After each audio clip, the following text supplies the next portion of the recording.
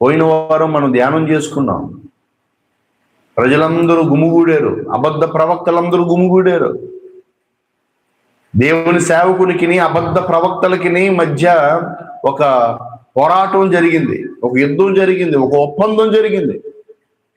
పిలవండి, మీ దేవుని మీరు పిలుచుకోండి, మీ దేవతను పిలుచుకోండి అని మొదలుపెట్టారు. ఉదయాన్నే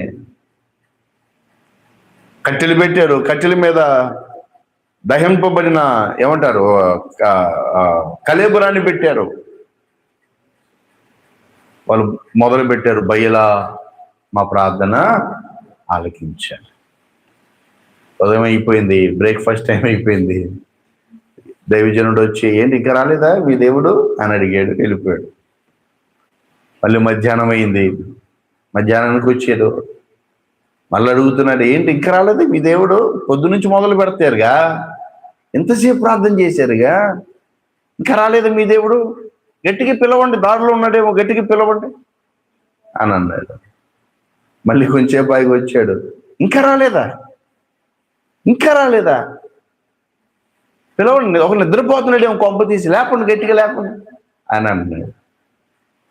ఆ దైవజనుడు ఆ మాటలు మాట్లాడుతుంటే ఈ అబద్ధ ప్రవక్తలకు రోషం వచ్చేస్తుంది, కోపం వచ్చేస్తుంది, వాళ్ళ పరువు పోతుంది, అంటే వాళ్ళ యొక్క విశ్వాసం ఇదేమైపోతుంది, అవివేహం అయిపోతుంది, హేళన చేయబడిపోతున్నారు. ఒక్కడే, వీళ్ళు ఎంతమంది ఉన్నారు, ఇంకా వారి కోపం వచ్చి ఏం చేస్తున్నారు తెలుసా? వారి ఆచార ప్రకారం వారి దేహాలు కోసుకుంటున్నారు, రక్తం కారేటట్టు చేసుకుంటున్నారు. ఇంకా గట్టిగా గట్టిగా ప్రార్థన చేయడం మొదలుపెట్టారు, బయలా రా, బయలా రా అని ప్రార్థన చేస్తున్నారు. సాయంత్రం అయిపోయింది, ఉదయం నుండి సాయంత్రం వరకు మొదలుపెట్టాడు. వాళ్ళ ప్రార్థన ఆలకించిన వాడు ఒక్కడు కూడా లేడు. దైవజనుడు వచ్చాడు, ఇక చాలా ఆపండి మీ అల్లర్లో, ఆపండి, మీ గోల ఆపండి, ఇంకా మీ ప్రయత్నాలన్నీ ఆపండి, ఇప్పుడు నేను చేస్తాను చూడండి. ఆ కట్టెలు పెట్టాడు, కట్టెల మీద కళేబురని పెట్టాడు, దాన్ని అంతటినీ కూడా నీళ్లతో తడిపి వేశాడు, విస్తారమైన నీళ్లు పోసాడు. నీళ్లు కింద వరద పారినట్లుగా పారుతున్నాయి. ఏమంటే అంత తడిసిపోతే కట్టే మండిద్దా? ఎండిపోతే ఏదైనా అవకాశం ఉంటుంది.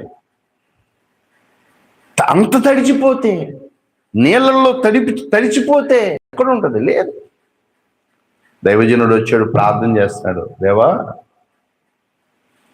నీవు దేవుడు అని, నువ్వు ప్రార్థన ఆలకించేవాడు అని, మాతో పాటు ఉన్నావని వీరందరూ తెలుసుకునేటట్లుగా నీ కార్యాన్ని జరిగించు అని ప్రార్థన చేస్తూ ఉండగానే ఇంకా కంప్లీట్ అవ్వలా, ఆకాశము నుండి అగ్ని బయలుదేరి తడిసివేయబడినటువంటి ఆ కట్టెల మీద ఉన్న కళేబరాన్ని దహించి వేసింది. దేవునికి స్తోత్రం. ఎంత గొప్ప దేవుడు అండి ఆయన! ఆ శక్తి, ఆ ప్రార్థన